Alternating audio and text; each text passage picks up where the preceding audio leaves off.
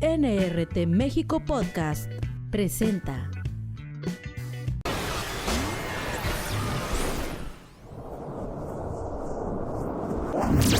Tras años y años de búsqueda, estos hombres habían encontrado el lugar del descanso eterno del famoso Rey Niño, la tumba mejor conservada del Valle de los Reyes de Egipto. Según la leyenda, hay una antigua maldición asociada a las momias y tumbas de los faraones egipcios. Aquel que ose perturbar la paz de estos restos mortales, embalsamados, caerá víctima de la mala suerte, las enfermedades y la muerte. Bienvenidos al Filo del Asiento, y hoy tengo para ustedes un tema intrigante, misterioso, incluso hasta místico, donde estaremos descubriendo teorías malditas sobre algunas momias. Pero sin más preámbulo, hoy le doy la bienvenida a mi compañero Marco Tony, que por ahí me dijo que estoy investigando un poco sobre esto. Hola Laura, sí, gracias por esa entrada, esa bienvenida. Estamos aquí en un capítulo más del Filo del Asiento hablando sobre las momias. Fíjate que yo no sé mucho sobre momias, pero estaba viendo algunos reportajes sobre el cómo se momificaban y me parece muy fascinante todo el proceso que hacían. Es un arte Sí. el hacer momias como las hacían en Egipto. Yo lo relaciono un poquito, o sea, que se me hace muy parecido como la taxidermia. ¿Qué es hacen- la taxidermia? La taxidermia es lo que hacen las personas con los animales que se disecan. Ok. Pieles de animales que se disecan, los llenan de aserrín, mantienen y conservan su forma, más o menos igual. Lo relaciono, no sé por qué. Sí, es parecido. Es un proceso donde hacen que el cuerpo se mantenga, a pesar de estar muerto, Ujú. conservado para que se pueda seguir viendo bien. La Por así única decirlo. diferencia es de que la momificación, sí, preservas el cuerpo, pero no puedes evitar como tal la putrefacción, No, ¿sabes? claro. Aparte estamos hablando de que estas momias que ya existen ahorita tienen Miles muchísimos de años. años. Pero ¿qué te parece si empezamos explicando qué es la momificación? Claro, ¿Te a parece? ver, cuéntanos. Mira, ¿Qué es la momificación? esta era practicada por diferentes civilizaciones, desde Egipto, Medio Oriente, Latinoamérica, incluso hay momias aztecas, que ahorita les voy a platicar un poquito. Pero fue en Egipto donde la momificación por medios artificiales alcanzó como que su mayor punto, ¿no? Tanto en términos de perfección técnica, pues en su arte, hasta la conservación casi completa. La momificación era una necesidad de tipo religioso, porque los egipcios creían en la vida después de la muerte, pero vinculada a la conservación del cuerpo muerto, y esta técnica permitía alcanzarla. Aquí es importante destacar que ellos, como te veías durante todo el proceso de tu muerte, era como te ibas a ver en el más allá, no como nosotros, que nuestra creencia es, así como moriste, como te ves en este caso un ataúd, es como te vas a ver siempre en la vida más allá, ¿no? Los orígenes de la momificación son difíciles de precisar, pues algunos piensan que la generalización de la momificación tomó como punto de partida las numerosas inundaciones del río Nilo, que al exhumar los cadáveres fueron fuente de epidemias mortales y por eso decidieron momificarlos. Sin embargo, esta afirmación sigue siendo una mera hipótesis, pues en la época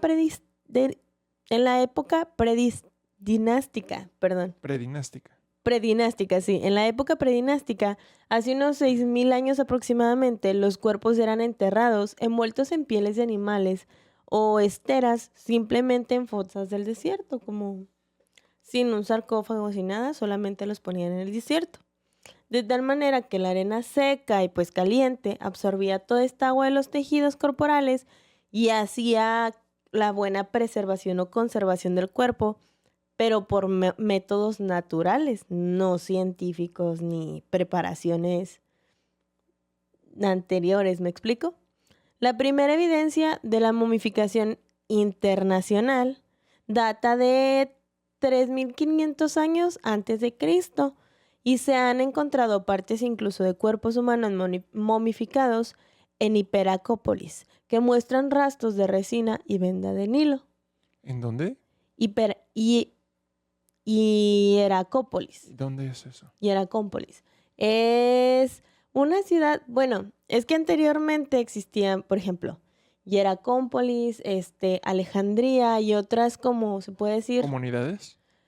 ciudades, lo que nosotros conocemos como Ujú. municipios o estados, existían, pero tenían un poquito de nombres muy, pues diferentes, ¿no? Y igual también eran comunidades y ciudades y así. Entonces, en esta, de algún modo dejaron de existir y ya pues se actualizaron y todo, pero en las zonas en partes del desierto, donde era en este caso Hieracómpolis, se siguieron encontrando después de los años y no sé si aún lo sigan descubriendo, pero al parecer puedes excavar en estos desiertos y pudieras encontrar algún cuerpo. Ok. Pero, o sea, ¿no están en un ataúd o algo No, así? Están no. simplemente... Simplemente puedes encontrar a lo mejor un brazo en alguna parte del desierto de Egipto, cerca del río Nilo, que perteneció a una persona hace miles de años. Oye, pero es que es interesante. Se supone que no se descomponen del todo porque se le absorbe toda la humedad del cuerpo. Sí, Sí, eh, em, sí recuerdo yo que las momias les tienen que sacar incluso los órganos sí. para que permanezcan así. En este caso de esas momias, ¿les sacaban también los órganos? Algunas sí y algunas no. Porque hay unas que se hicieron antes de los procesos de la momificación y otras después del proceso ya conocido, que es sacar vísceras, sacar toda la humedad, la mayor parte de la humedad, la sacaban para posteriormente embalsamarlos. Ya que se embalsamaban, pues ya, ahora sí se hacía este proceso natural con todo el calor y el desierto. ¿Qué dices a final de cuentas? No, pero es que como si están todas cubiertas del vendaje, es vendaje de lino, este vendaje con el tiempo se va deshaciendo y aparte hay mucho que se queda realmente tan pegado que también es parte de este proceso. Ujú. Entonces, aquellas que no llevaron este proceso es cuerpo real, tal cual, que la sal. ¿Qué es lo que pasa? La sal y el calor, hay muchas partes que cocinan de esta manera, que Ujú. llenan de sal y se cocen, como que se cocinan de más, que hace cuenta que se hace durito todo. Sí, porque la sal es un absorbente de la humedad. Entonces, al absorberse, ¿qué pasa? Pues se deshidrata completamente. Entonces, ya de que está deshidratado, pues ya solamente queda que el pellejito pegado al hueso, por ahí, dicen por ahí. Ok. Fíjate que yo he pensado que este proceso, además de laborioso, es tardado. Muy tardado. Por lo que tengo entendido, se tardaban más de una semana en realizar todo este proceso y además es un poco, en la actualidad se cuida mucho también el proceso de los cuerpos. Cuando fallecen. Sí. Entonces, llegó un punto donde yo he estado viendo muchos podcasts de especialistas que se dedican, pues ya sea médicos forenses o, pues sí, que creo que ellos se dedican a esto y dicen, hay procesos que son demasiado agresivos para un cuerpo. Y en Egipto, o sea, lo que yo he leído, me gusta mucho esta cultura, he leído mucho de esta, se utilizaban herramientas, o sea, demasiado agresivas que podían perturbar como que rasgos de las personas al momento de la momificación. Ok. Que supongo que también vamos a hablar más adelante del proceso en Egipto, de cómo se hacían. El proceso no es, o sea, no es tan complicado, lo que te explico. Eran como, ¿cómo se le llaman? Aspiradoras. Abrían cerebro, aspiraban moquitos, por así Yo decirlo. había, fíjate, yo lo que vi es que también decían que cuando los ponían en los sarcófagos, Ujú. les ponían sal, sí, para que se fuera absorbiendo. Y dejaban un hueco por un lado de una costilla donde abrían, justamente para poder sacar el estómago, sacar hígado, sacar cada uno de los órganos. Y si mal no recuerdo, dejaban el corazón. Había dos formas. Esa era una y había otra que no recuerdo exactamente el nombre del proceso, pero era romper todas tus costillas hacia afuera. Ouch. Entonces, este Ajá. tipo de procedimientos era sumamente agresivo, que a la hora de querer regresar al cuerpo era un poquito más complejo. Por eso no quise tocar tanto el tema del proceso, porque sí hay palabras un poquito complejas de explicar. Claro, claro. Pero prácticamente eso, un cuerpo hacen que se deshidrate a través de la sal, lo dejan unos días a quitarle toda la humedad posible, sacan órganos y todo. Por sus creencias justo dejaban claro. el corazón y empezaban con el embalsamamiento. ¿Te sabes cuál es esa creencia? Fíjate que esa no me la sé. El corazón se lo dejaban porque, según esto, su dios Anubis Ujú. medía qué tan buenas personas fueron en vida con el peso de su corazón. Bueno, esa es una y hay otra. La creencia es que te enterraban con tus pertenencias en el antiguo Egipto para saber si tenías el derecho de pasar la otra vida Ajá. o mantenerte como en un limbo. Sí, de hecho, tanto las pertenencias como los órganos, como quiera, los enterraban. Los órganos que les sacaban no los tiraban, los metían en No. como jarros. Eran Grandes. jarrones dependiendo por ejemplo, había muchos jarrones de gato porque se supone que ellos eran Adoraban a los símbolos gatos. importantes en los gatos. Había creo que águilas, haciendo referencia a varios dioses, que lo de los dioses está complicado de Sí, explicar. pero es curioso, casi todos los dioses de Egipto tenían cabezas de animales, ¿verdad? Eran como cuerpos... Anubis, Iris, Horus. Ajá, y eran como cuerpos humanos, pero la cabeza era de un animal. Algunos, porque por ejemplo, Iris no tiene cabeza de algún animal, tiene alas. Ah, ok. O sea, hay dioses con cabezas de cocodrilos y todo Yo eso. no recuerdo los nombres. Ra. No estoy muy enterado de los nombres. Apenas leer un poquito más al respecto, pero tengo entendido que cuando Anubis según esta creencia, que pesaba el corazón, Ujú. lo ponía en una balanza junto Sí. con otra una pluma de no sé qué, algo que es parte de sus creencias, la cual si se balanceaba, quería decir que sí podía seguir pasando a la siguiente etapa después de muerto. Y si no, el dios que tenía cabeza de cocodrilo, que no recuerdo el nombre tampoco, pero él se los llevaba. Ella es ella. Ella. Sí. Ah, o sea, es hembra. Sí, Es una diosa. sí. Ok. La diosa con cabeza de cocodrilo. Es como que ¿cómo se le puede llamar a estas personas de las balanzas? ¿Justa? ¿Mediadora? Ajá, sí, y ella los castigaba en caso de que Sí, era castigadora Ajá. en cuestión. Pero bueno, es que Anubis es el dios de la muerte o el dios de la vida después de la muerte y los Ujú. embalsamadores. Si bien no era una cabeza de un animal desconocido, era cabeza de chacal, coyote o perro Pues sí, salvaje. siempre he creído que es de perro. Es de chacal. ¿Qué es un chacal? El chacal es como un pariente del perro. Ok. Entonces, él tenía como que la tarea de juzgar a los muertos y darles el pase. Si no cumplían con este pase, pues eran castigados por esta diosa. Ya después se supone que si sí pasaban al más allá, pues ya gozaban de una vida pues con lujos, con paz, con los dioses. Ellos creían mucho en sus dioses y le rezaban muchísimo a sus dioses. Por eso cuando Cleopatra hace esta alianza con... se casa. ¿Con quién se casa? Con Julio César, creo. Ahorita te lo consulto.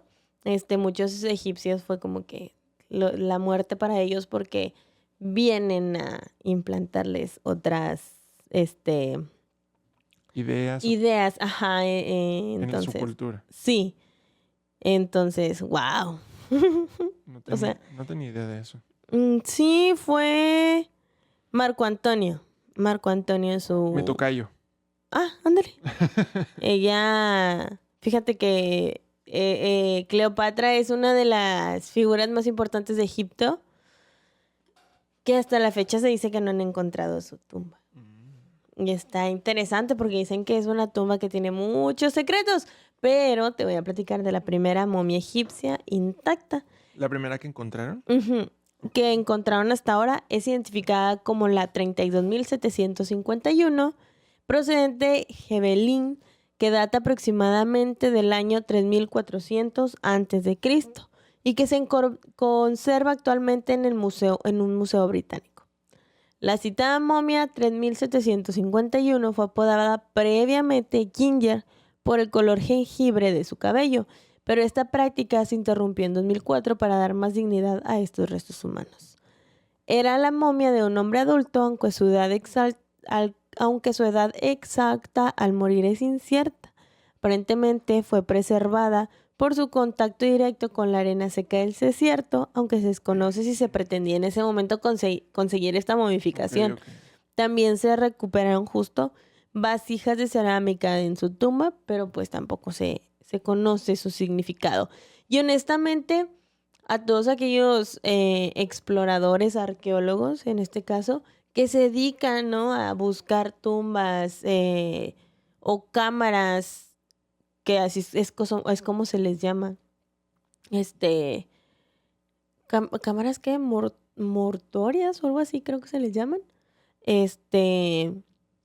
deben de tener mucho cuidado. Y ahorita vas a ver por qué. ¿Por qué?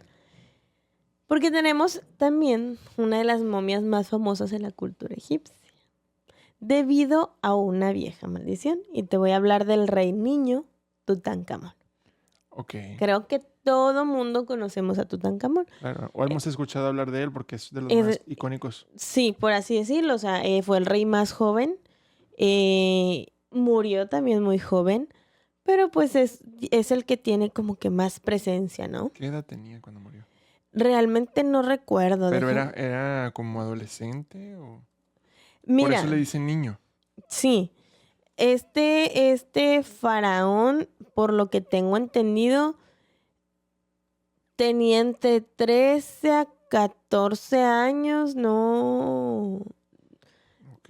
Aproximadamente. Porque pues no se puede saber con exactitud. Sí, o sea, no se sabe más o menos cuántos años tiene, aunque bueno, si nos ponemos a pensar, o sea, se sabía que, no, tenía entre 18 y 19 años, perdón, Ok, ok. ya lo encontré.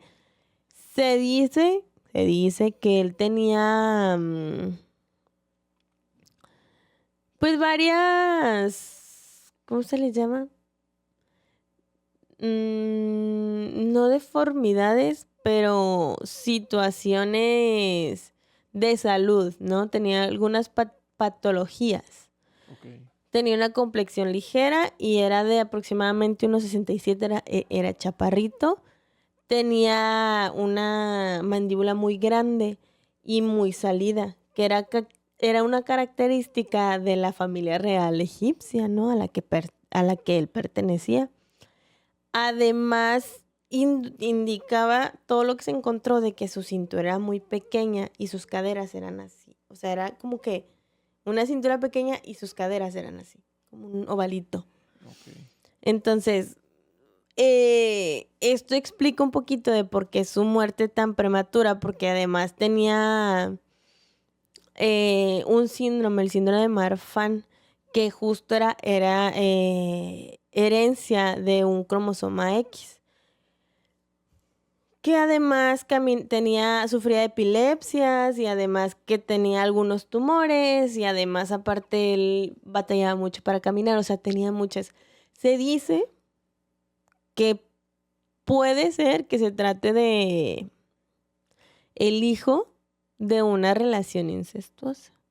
Ok. Entonces, por eso tantas cosas. Pero bueno, Oye, me sorprende todo lo que se puede descubrir con los restos y con jeroglíficos. Supongo pues, que también hay cosas escritas, ¿o no, no? pues sí, no, más que nada por el ADN. Ok. A una momia le puedes quitar un pedacito de piel y conserva su ADN. Pero bueno, este rey se volvió famoso después de que descubriera Howard Carter y Lord Carnarvon, pues su tumba, quienes después sufrieron las consecuencias de haber descubierto la tumba más famosa, el niño rey Tutankamón. ¿Qué consecuencias tuvieron? Dice: cuando mis ojos se acostumbraron a la luz, los detalles del interior de la habitación emergieron lentamente de las tinieblas. Animales extraños, estatuas y muchísimo oro por todas partes, el brillo del oro. Por un momento que debió parecer eterno a los otros que estaban esperando, quedé aturdido por la sorpresa. Cuando Lord Carnarvon preguntó ansiosamente: ¿puede ver algo? Todo lo que pude decir fue sí. Cosas maravillosas, comentó Howard Carter para las primeras entrevistas. La maldición de la momia gozó por primera vez la fama mundial tras el descubrimiento de su tumba de Tutankamón en 1922. Esto en el Valle de los Reyes, cerca de Luxor, en Egipto. Cuando Howard Carter abrió un pequeño agujero y se asomó al interior de la tumba, observó todo esto que te describí, tesoros ocultos que datan desde hace más de 3.000 años en aquel entonces. De 1922 eran 3.000 años más viejos. O sea, ahorita ya fue hace muchísimo, fue más de 100 años. Pero 3.000 años, eso quiere decir que 1.000 años antes de Cristo, más o menos. Uh-huh. Esto fue lo que desató como que entre todos una pasión por Egipto, ¿no? Descubrir Tesoros. Los esplendorosos justo tesoros de Tut acapararon grandes titulares, especialmente tras la apertura de la cámara funeraria un 16 de febrero de 1923, un año después de su descubrimiento. Y también lo hicieron los relatos sensacionalistas sobre la posterior muerte del patrocinador de la expedición, Lord Carnarvon. Según la leyenda, hay una antigua maldición asociada a las momias y tumbas de los faraones egipcios. Aquel que osa perturbar la paz de estos restos mortales embalsamados cae víctima de la mala suerte, las enfermedades y la muerte. Según la leyenda, después del descubrimiento de esta tumba, el Lord Carnarvon lo encontraron muerto. Luego que un mosquito le hubiera picado el rostro. Picadura, con los días se fue infectando, provocando la intoxicación de la sangre del Lord. Sin embargo, esta no fue la única víctima después del descubrimiento de la tumba, pues el hermanastro de Carnarvon murió por la misma razón. Sir Archibald por una misteriosa enfermedad y George J. Gould por una elevada fiebre tras su visita a Egipto. Y aunque la teoría de esta posible maldición ha sido desmentida desde hace muchos años, en innumerables ocasiones aseguran que si bien las muertes se vinculan a la momia, se ven a los gases tóxicos que salieron de la cámara funeraria de Tutankamón. Por eso te digo, es muy importante que todas aquellas personas que se dedican a la expedición sepan dónde están entrando y cómo se protegen. Porque no hay que olvidarnos que a final de cuentas vamos a perturbar una cámara funeraria donde estuvieron restos humanos en descomposición durante miles de años y que si guardan todavía o guardaban en aquel entonces los órganos en jarrones de cerámica, los órganos ahí están. Nadie te dice que se guardaron con algún líquido que conservara los órganos y puedan estar ahí todavía expidiendo olores, que estos olores tengan toxinas y que te enfermen. Sin embargo, todos y hasta la fecha hay quienes defienden la teoría de que la tumba de Tutankamón está maldita. Okay. La tumba todavía está ahí abierta, pero todo lo que contenía permanece en museo. O sea, ya no hay nada. O sea, sí lo sacaron, pero lo pusieron en museo. Sí, claro. Todas estas cosas, pues claramente las van a estar resguardando y preservando lo más que se pueda hasta el final de los tiempos, porque son cosas muy valiosas y con mucho valor histórico, más que con valor de economía, pues. No, y creo que sí tendrían mucho valor también económico. O sea, Claro, o sea, si nos vamos a pensar, si alguien hace una, ¿cómo se le llama? Cuando ofertan cosas, que dice, ¿quién me da más? ¿Quién me da más? No sí, recuerdo. las subastas. ¿Subastas? Ajá, o sea, imagínate que te subasten algo. O sea, además, Marco, o sea, nosotros al ver la pieza del faraón, su pieza fúnebre, que es su tumba, su sarcófago, pensaríamos que está hecho en una pieza, pero no, son varias piezas de oro soldadas de una manera perfecta para que no se vean ni se detecte al ojo humano. Entonces, dentro de todas estas cámaras había muchísimos tesoros y muchísimos secretos que han sido guardados por millones y millones de años. Hace no mucho, una persona conocida mía fue a Egipto y me dice, o sea, lo que ves, el llegar a Egipto, cómo te sientes, es una vibra muy extraña. Y genuinamente, Egipto y las momias, en este caso, se me hacen tan misteriosos porque siento que hay una conexión muy grande con el otro mundo, ¿sabes? Ujú. Entonces está cañón. Y justo también conozco otra persona que fue a Egipto y dice, cuando fui me dijeron, ten cuidado donde pisas porque no sabemos si donde estemos parados se pueda caer y lleguemos a dar a una cámara llena de tesoros o con un sarcófago y cosas así. Ok. Es impresionante todo lo que había. Además, el desierto de Egipto es muy vasto. Hay una leyenda que dice que detrás de una de las orejas de la esfinge se encuentra una puerta secreta que te lleva a tesoros, a los mayores tesoros del mundo. Y hay quien dice que hay tesoros perdidos que fueron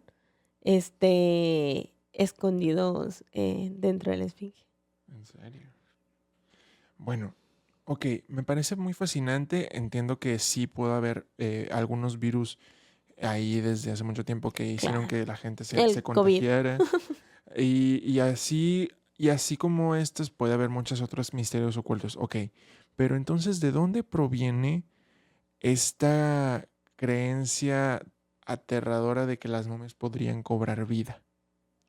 Si bien no hablamos del fenómeno zombie, hablemoslos Ajá. como un fenómeno, que es un muerto viviente, estamos hablando que alrededor de Egipto viene la teoría, lo místico, ¿no? Lo misterioso.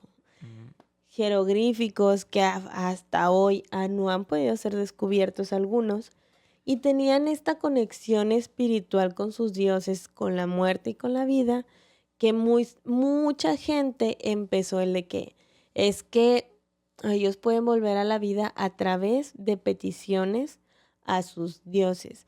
La gente que se quedaba en este plano podía pedir la vida, podía acercarse a los dioses, como que había esto, incluso había maldiciones.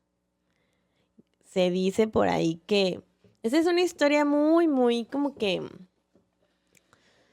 me causa mucha intriga de alguna princesa egipcia ok.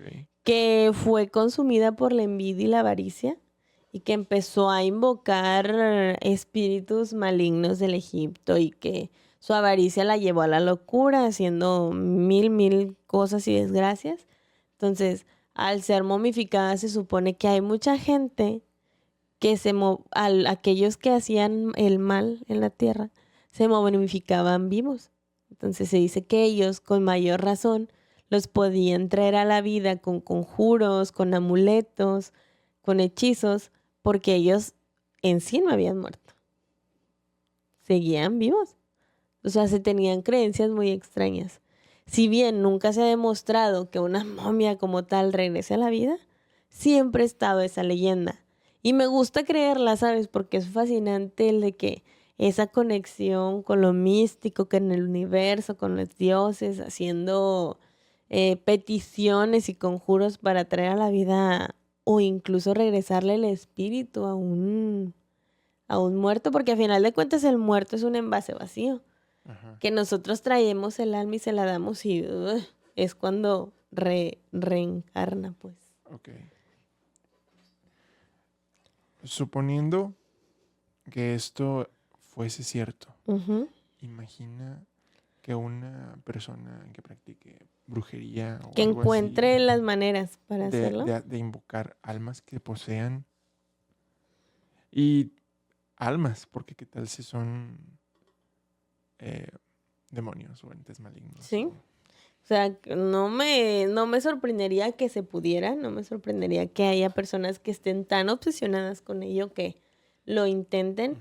Sin embargo, creo que sería muy complicado. Imagínate traer a la vida una momia de hace más de 3000 años. O sea, el primer paso que va a dar se nos va a hacer polvito. Es cierto. Tienes toda la razón. Creo que no me había puesto a pensar en ese detalle. En las películas siempre nos retratan esta momia que Camina. camina y te ataca y hasta tiene fuerza sobrehumana. Oh, sí, claro. Porque se supone que son... Pero te digo, quiero creer que sí se puede. Ok.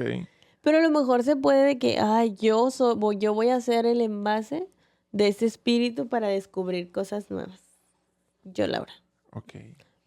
Pues ¿Pudiera ser? posiblemente. Oye, pero además de Egipto, tenemos momias en otros lados. Claro, tenemos momias en todos lados, pero creo que las más cerquitas, las tenemos muy cerquitas, de hecho, aquí en Guanajuato. Que fíjate que he leído y me puse a leer varias historias y todas dicen, no, es que tú vas al Museo de las Momias de Guanajuato y ay, se siente una vibra bien rara.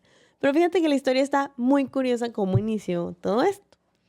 Pues regresamos a México, donde también tenemos momias, las cuales actualmente se exponen en el Museo de las Momias de Guanajuato, siendo Remigio Leroy la primera momia expuesta. Remigio fue un médico francés que murió ayer por el siglo XVIII. Y pues en 1865, no sé si me dan las cuentas, según yo sí es el 18, la ciudad de Guanajuato comenzó a exhumar cadáveres de aquellos inquilinos cuyas familias no estaban al día con el pago de las tasas de los nichos. ¿Ok? Ahorita te voy a explicar. Ok. El Vamos a 9 de julio de 1865, Remigio Leroy, al ser francés y no tener familiares que lo reclamaran, fue uno de los primeros cadáveres en ser exhumado. El cadáver del Leroy estaba en muy buen estado de conservación después de 5 años de su fallecimiento. El hecho comenzó a interesar a la gente que se conglomeraba en las catacumbas donde fue depositado él y las momias subsiguientes. Esto llevó a que empezaran a cobrar a la gente el derecho de observar estas momias. Desde entonces y hasta 1958 continuaron los descubrimientos de cuerpos momificados debido a las especiales condiciones del subsuelo del lugar, sumadas a la presencia de nitratos y alumbre. Según el sitio de internet del museo, se cuenta con 111 cuerpos de mujeres, hombres y niños momificados, los que se conforman de la colección del Museo de las Momias de Guanajuato, todos exhumados entre 1861 y 2002. Fíjate, ahí te va, pongan mucha atención. El motivo del cual fueron exhumados estos cuerpos fue porque las familias de los difuntos o no pagaban a las autoridades municipales el derecho de sepultura o bien eran tumbas abandonadas. Y como se ocupaba espacio, decidieron exhumar estos cuerpos y los fueron poniendo en unas catacumbas y posteriormente al museo. Lo cual en esa tierra donde está el panteón tenía unos minerales que lograron la momificación. Ellos no fueron embalsamados, fueron enterrados como comúnmente puede ser enterrado cualquiera de nosotros. Los minerales, el calor, el alumbre y otras cosas crearon una reacción, por así decirlo, que logró momificarlos.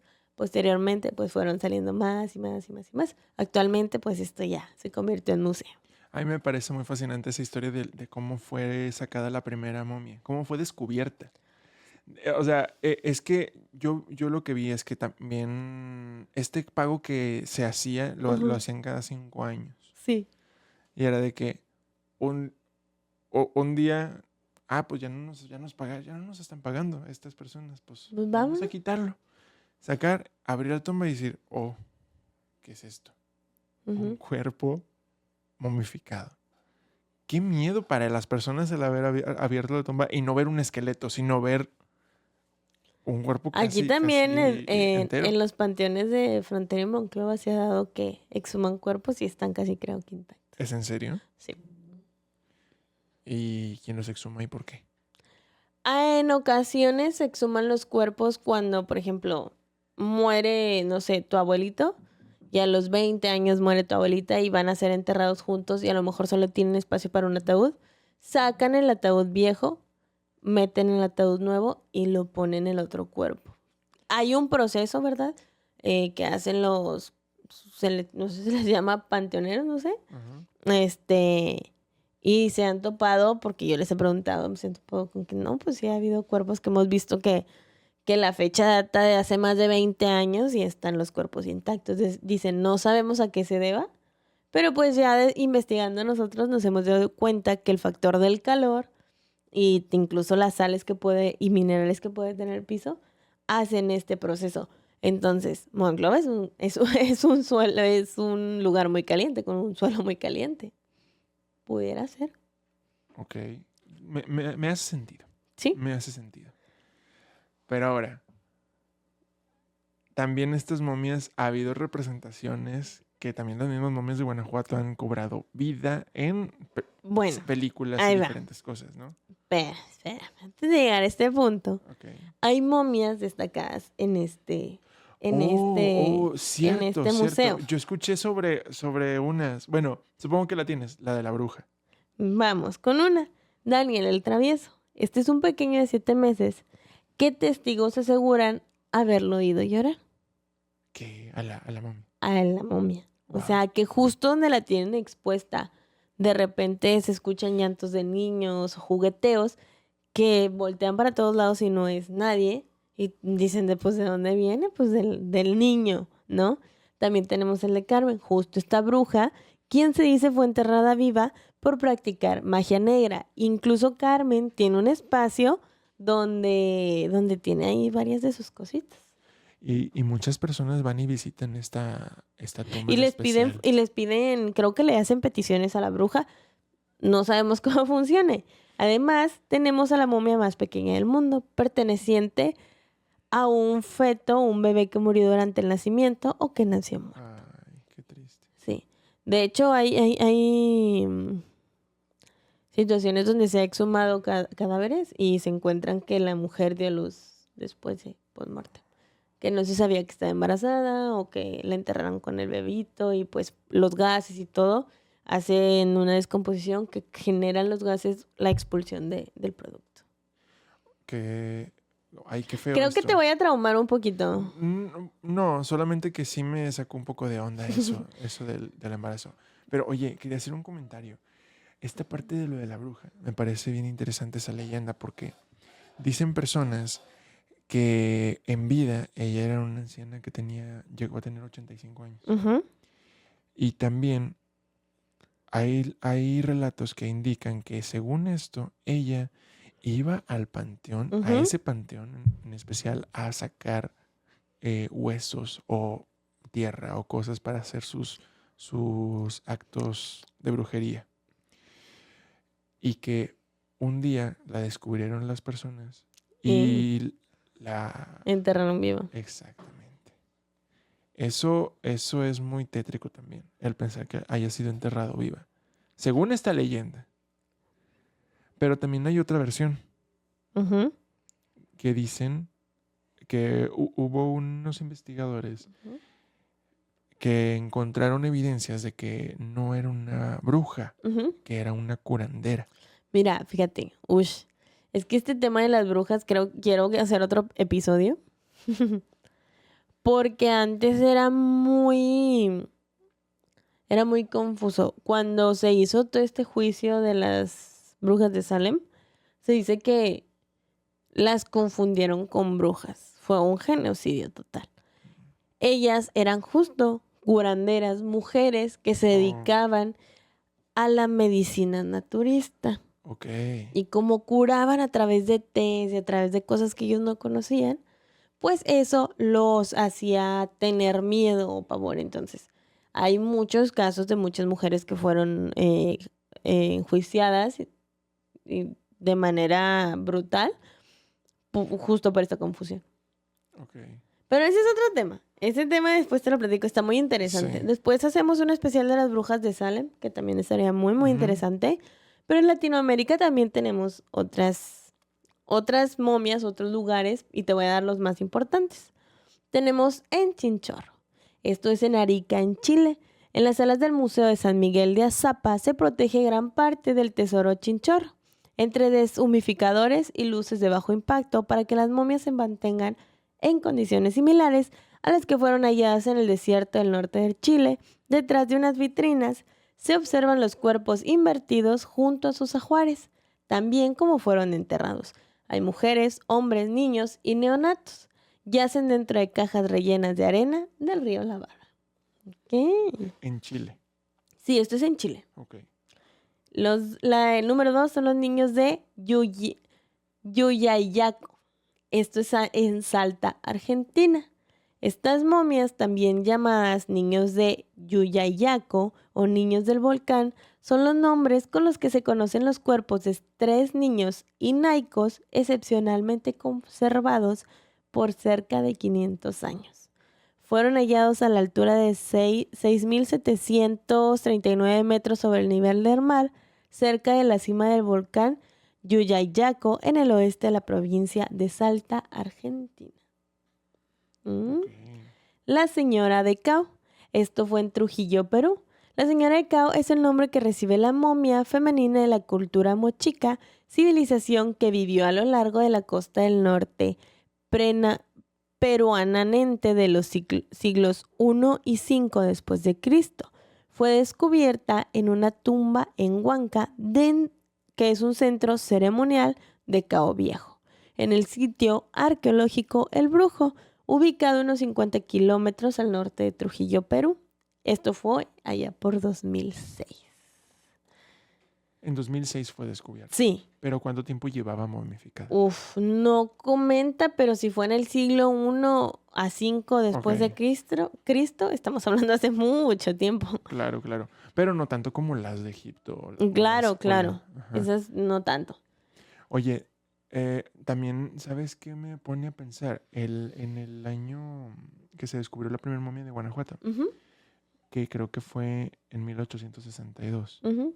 No sé, yo relaciono mucho que las cosas que ocurrieron en el siglo XIX son las que se volvieron más icónicas para el cine de terror. Es que están muy perturbantes. Sí, Como que fue una época muy perturbadora para todos y que créeme que marcó mucho la historia. O sea, ajá. y creo que nos ha dado para crear miles y miles de historias, tanto en el cine como en obras literarias, de Sí, teatro, claro. todo esto. Entonces, está muy crudo. Después hay que hablar también de Jack el Destripador. Uy, sí. Muy, muy buena historia de aquel siglo también. Pero mira, te continúo con Leimebamba. Esto es en Chacapoyas, Perú. En Leimebamba, un pequeño pueblo a poco más de 2 horas al sur de Chachapoyas, se encontraron más de 200 momias de la cultura preincaica.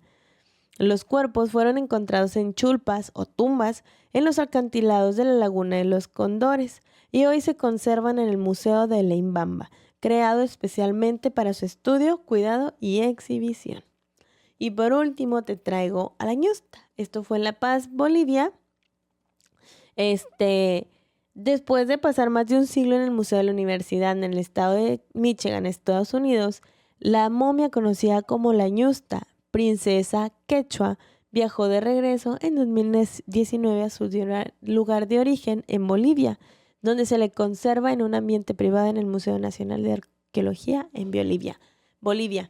Esto no dice cuándo fue, esto no dice cuándo la encontraron, pero se habla de que es una momia muy, muy vieja. Pero estas son 5 de las momias que están por Latinoamérica, que están, que están expuestas. Y si tú eres viajero y si próximamente vas a conocer Argentina, Perú, Bolivia, puedes ir a verlas. Son datos interesantes que me gustaron agregar porque dije, no solo es Egipto, porque claro, las momias Ajá. lo relacionamos con No, Egipto. y luego aquí en México nada más decimos que conocemos las de Guanajuato y Egipto. Sí, Yo no sabía que existían en otras partes. Yo también solo me quedaba con que había en Egipto y en Guanajuato. no, sí, incluso también hay momias, por ejemplo, no sé, ahí hay que consultar. Este es un proceso, pero ha de ser otro tipo de proceso de momificación. Cuando encontraron al mamut congelado y a la niña congelada, son congelados, pero supongo que eso es otro tipo de De momificación. momificación. Déjame consultar. Usted dirá, ¿por qué la señora tiene la computadora? Es que a mí me gusta consultar todo y es más En el práctico. momento. Sí. Sí, oye, a mí me parece muy fascinante. Y si te das cuenta, todas estas momias y ustedes que están allá escuchándonos, imagínense que esto es una realidad. Las momias Existen. fueron personas en vida. No sé, Ay, me es acabo. que, o sea, es que o sea, sé que sabemos eso desde de antemano, porque dijimos que al momento de morir, pero a mí me parece impresionante el pensarlo de nuevo, porque ¿qué es lo que pasaba No, por sus acabo, te lo vidas? juro que me acabas de explotar la mente con eso de que eran personas. Y yo, sí, Claro. o sea, Mira, oye, ya la gente está escuchando la risa y seguramente a ustedes tal vez les haya causado risa también, pero es que es impresionante también reflexionarlo. ahorita te voy a contar algo, pero ¿Qué? esto, no, ahorita te lo cuento, ahorita fuera de cámaras, porque es algo que te Que vas a quedar de que, "What?". el público No, no puede ¿qué tiene? escucharlo. ¿Qué tiene? Pero, o sea, no sé si vaya a haber problema. Pero mira, ya encontré. La momificación de hielo es un proceso natural que conserva los cuerpos humanos en condiciones frías y secas. Este proceso se conoce como liofilización. Uno de los ejemplos más conocidos de este tipo de momificación en hielo es Otzi, el hombre de hielo descubierto en 1991 en los Alpes de Otzal, en la frontera de Australia e Italia. Ok. ¿Ok? En Italia En también. Italia. Muy bien. Hay momias. Momias. Hay Italianas, momias un italianas. chorro de momias. Oye, Ok. pero vamos a esta sección, que creo que es como que tu sección favorita. A mí me gusta Claro. mucho lo de los datos y hablar y hablar y hablar. Y esta es tu sección favorita. Pero vamos a hablar de las momias en la cultura pop. Cultura pop. Papa. Y yo te voy a platicar de unas cuantas películas Ujú. que encontré este artículo y se me hizo muy interesante porque son muy pocas. Creo son casi todas las películas de momias. Ajá. Conocemos El Santo contra las momias de De ley, Guanajuato. de ley. Pero te voy a platicar de Eyes of the Mummy, esta película de 1928. Comenzamos con este ejemplo. No hay ninguna momia en esta película de Ernest Litvich, pero sí que hay que mentarla cuando hablamos del subgénero, principalmente porque no tiene ningún motivo de naturalidad. Sí que sirve de ejemplo perfecta guión habitual del futuro del cine de momias. Pues bueno, este es un viaje a Egipto, ¿verdad? Traen unos pues artefactos, figuras y todo esto. Vuelven a Inglaterra, donde tiene lugar la trama de este crimen, y empiezan a tener visiones, ¿no? Con que alguien fue el asesino de esta momia, pero se ven los ojos así como que solo los ojos de la momia ve. Es una pieza que como que cierra y abre los ojos y al abrir los ojos de la pieza le da a las personas que tienen interacción la visión de qué fue lo que pasó. Ok, entiendo. Fue de las principales. Después nos vamos a 1932, que ya fue la de la momia. Pues este ya fue como que la primera, porque como que el clásico, ¿no? Porque la otra es como rusa, alemana, de Touch o algo así, es alemana. Sí, Sí. pero fíjate que no fueron las primeras, ¿sabías? La primera película sobre momia fue en 1909. ¿Qué? Incluso Sí. primero antes de que la... 1909, a inicios del siglo XX. Y se titulaba La momia del rey Ramsés.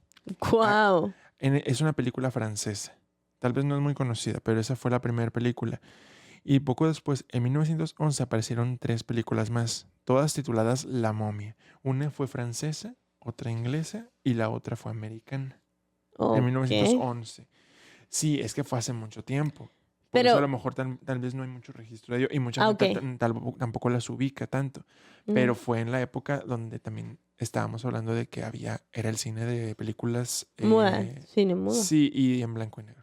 Claro.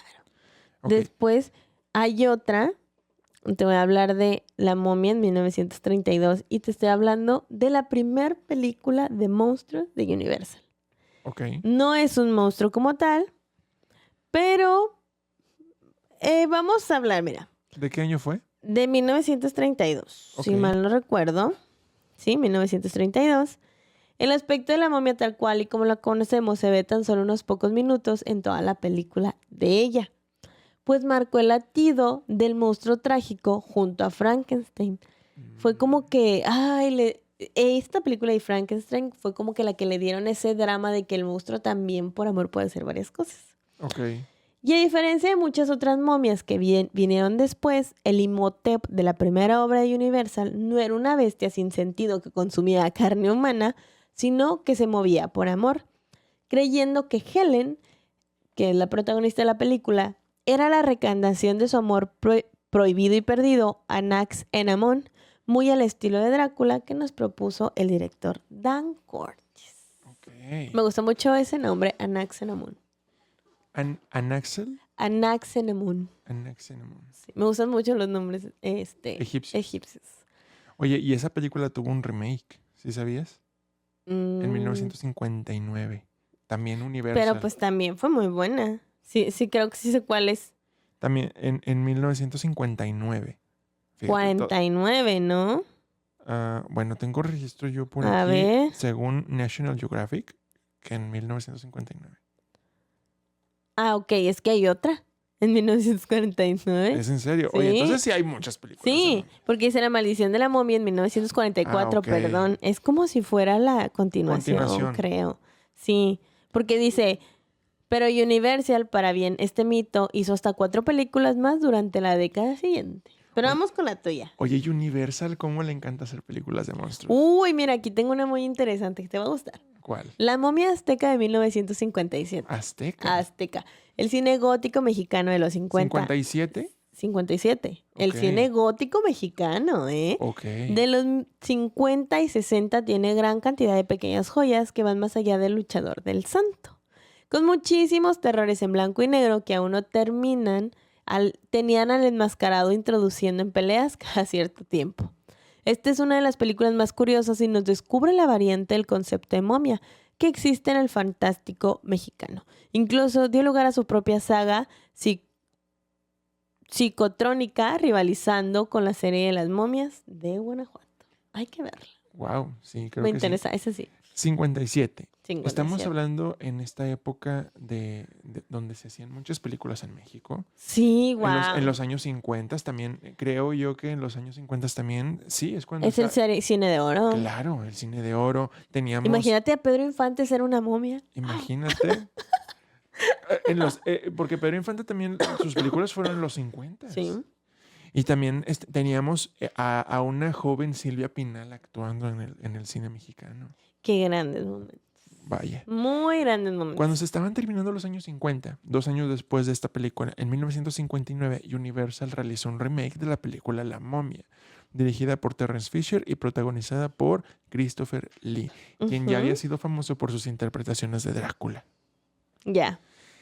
Este interpretaba a la momia de Caris, un antiguo sacerdote egipcio. Y también el actor Peter Cushing, que en las películas de Drácula era el profesor Van Helsing. Y Christopher Lee era Drácula. Ajá. Ujú. Y como él interpretaba al arqueólogo John Banning. Esta última finalizó la serie de películas de momias rodadas en los estudios Universal, pero no representó el final. para este tipo de filmes, porque Ok. sabemos que en Inglaterra siguieron filmando otras películas sobre historias de momias en el 59 y en el 71. Ok, yo te voy a hablar de una que la estábamos esperando a todas. Claro, Eh. una de las más icónicas para nuestras generaciones, Sí, ¿verdad? El Santo contra las momias. Dicho esto, la cinematografía del fantástico mexicano tiene dos grandes sagas, que una es La momia azteca, Ujú. en la que acaban apareciendo luchadores de wrestling. La otra, que es icónica, es de las momias de Guanajuato, basadas en un conjunto de cuerpos modificados y expuestos en un museo en el estado de Guanajuato. Esta serie de películas suelen mezclar a sus héroes nacionales, Mil Máscaras, Blue Demon y El Santo, con los cadáveres vivientes, con casi una especie de zombies conservados, como lo eran los muertos templarios de Amando Osorio, que técnicamente son más momias que zombies, y el resultado son luchas, diversión y poca atmósfera de terror. No daban miedo. Pero Como que era una acción de fantasía. sí, Ujú. sí. Entonces, te gustaba, ¿no? Volvemos a lo mismo, el santo contra los vampiros, contra Drácula, el lobo y Drácula, o sea, el santo peleó con todos los monstruos. Y aquí es donde podemos también tomar en cuenta que las momias se convirtieron no tanto en un cine de terror, Ujú. sino en un cine de aventuras, de fantasía, un cine de acción también, porque eso permeó películas de momias en los años venideros. Claro, pero creo que de las más importantes y que hasta la fecha, ¡wow! ¿Qué? ¿Qué te pasa? Acabo de encontrar una película que yo recordaba que la pasaban mucho en un canal Ok. que yo la amaba y me daba terror, pero te lo juro que por años estuve buscándola y Y la acabo de encontrar tenía que ser justo justo hoy hoy, en y, este episodio especial de las momias, y que te por lo fin la juro encuentres. que soy la mujer más feliz del mundo porque 1998, ¿verdad? los efectos, ¡fua! La sombra del faraón.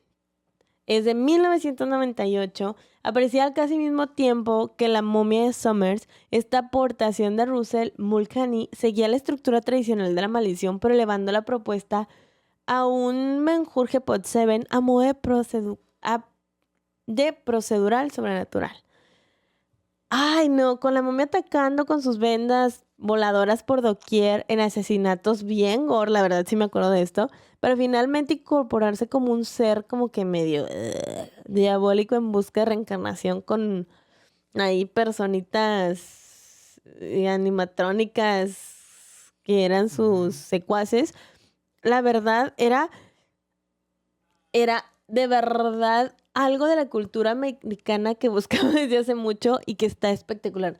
Si tiene, de verdad, que si tiene el tiempo de verla, está espectacular, porque creo que es una película muy adelantada a su época por el simple hecho de la manera en la que animaron la momia y no había un cuerpo.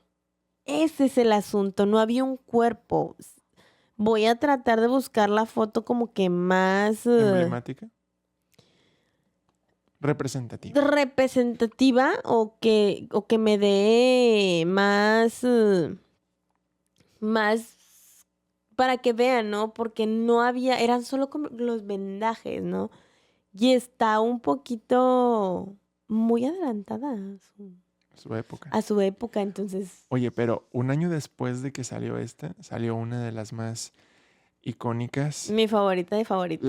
la que todo millennial que se respeta creció con ella, viéndola, incluso desde la infancia. No, y hasta el momento, Marco. Se conserva como una película que puedes ver y no se siente que sea tan vieja. Bueno, tiene sus ratos que sí se siente que ya tiene sus años, Viejona. pero está muy buena. Estamos hablando de La Momia. La momia de 1999 y pues posteriormente El retorno de la momia en 2001. Claro, que tal fue el éxito de la primera parte que lanzaron una continuación 2 años después, en 2001. Y posteriormente hicieron otra, pero como que en China o algo así. Hubo 3, 4 de ellas. fueron los principios del CGI. Ajá. Y créeme que si bien ahorita la momia, digo, en su momento te daba miedo. Claro. Y claro que fue de las primeras apariciones de La Roca, Dwayne Johnson, Dwayne Johnson. en el cine. Entonces, para mí, la actuación de Brendan Fraser fue espectacular, magnífica. El maquillaje de otras cosas también fue espectacular. Oye, y para su época, los efectos especiales estaban increíbles. Creo que esta película hizo de que Blockbuster se posicionara muy arriba. Cuando Blockbuster era Sí, claro. Blockbuster. Todo el mundo iba a rentar esa película. Fíjate que yo hasta los últimos años fui a rentar, bueno, videojuegos, Sí, pero iba a Blockbuster. claro. Entonces, creo que esta fue de las primeras, ya lo sabemos, igual. Un sacerdote se enamoró de la... yo me la sé. Un sacerdote que era el consejero del faraón se enamoró de la esposa del faraón, Anaxunamun. Desafortunadamente o afortunadamente, la hija del faraón los descubre, le dice al faraón, se da cuenta, los manda a enterrar vivos y este sacerdote jura traerla a la vida. Un grupo de aficionados de las maldiciones y lo místico traen a la vida a este sacerdote que no recuerdo el nombre, si me lo puedes consultar por ahí. Y ya que la trae a la vida, se da cuenta que hay alguien que puede suplantar el cuerpo, ¿no? Que es la actriz Rachel Weisz, que es Evelyn. Imhotep se llama el sacerdote. Imhotep se da cuenta que puede traer a Anaxunamun a la vuelta con el cuerpo de Evelyn y lo intenta, pero pues Rick O'Connell, que es Brendan Fraser, lo evita a toda costa regresando a Imhotep a la vida de los muertos, por así decirlo. Posteriormente, ¿verdad? Otra vez otros loquitos lo regresan a la vida más adelante, pero me encanta. Yo me acuerdo que la vi en el cine. ¿Es en serio? Sí. Me llevaron mis papás. Yo tenía, 4 ¿qué? años. 4 años. O 3. ¿En qué año fue? En el 99. 99. Sí, tenía 3 años y me acuerdo. Y también me llevaron a ver la 1. ¿En serio? Sí. Y usted dirá, la niña es rara porque se hizo así de repente. No, la niña es rara desde que estaba chiquita. Desde que estaba chiquita ya estabas viendo películas Sí, bien raras. bien. No, pues mis papás eran parte de mí. Y posteriormente, estas también creo que son de Universal, si mal no ¿Cuál, la cuál de la hablas? momia. ¿2017? No, esta de Brendan Fraser. Sí. Creo que también son... A ver, te lo consulto. No estoy seguro, la verdad. A ver, la momia de 1997 fue... Universal Pictures. Claro que sí. Posteriormente, después de ser de las películas más taquilleras en 2017, se le quiso hacer otra versión con una momia femenina, también una sacerdotisa, bueno, no, princesa. Y en este caso, estelarizando el protagónico masculino, Preferido y favorito de muchas. Tom Cruise. No es mi favorita, honestamente. Bueno, en esta ocasión, Universal quiso reiniciar un universo de monstruos al muy estilo Marvel. Pero no te salió. Pero no tuvo el éxito esta primera película, que fue la de la momia. No tuvo el éxito esperado, por lo tanto que cancelaron este universo cinematográfico que querían realizar. Se supone que la segunda película que iba a formar parte de este universo era la película de El Hombre Invisible, Sí. que se estrenó en 2020. Pero para este momento ya habían cancelado su plan de este universo cinematográfico. Pero Universal no se queda... No se esperaba. No esperaba que el hombre invisible tuviera el éxito que tuvo. Y sí tuvo éxito. Tal Sí. vez no a tan gran escala, pero sí gustó. Sí, fue muy, muy buena, la Claro. verdad. Entonces, quieren volver a hacer su universo cinematográfico de monstruos, pero ahora optando por género más de terror. Y por eso es que ahora en 2025 salió la película de El hombre lobo. Oye, mira, qué inteligentes estos monos. Qué bueno. Me agrada. Oh, qué la... Y bueno, a pesar de estas películas, ya no hay muchas más películas sobre momias específicamente, pero aparecen en otras películas tanto animadas Ay, no. como en series de televisión y demás. Mi animada favorita de las momias, ¿cuál crees que sea?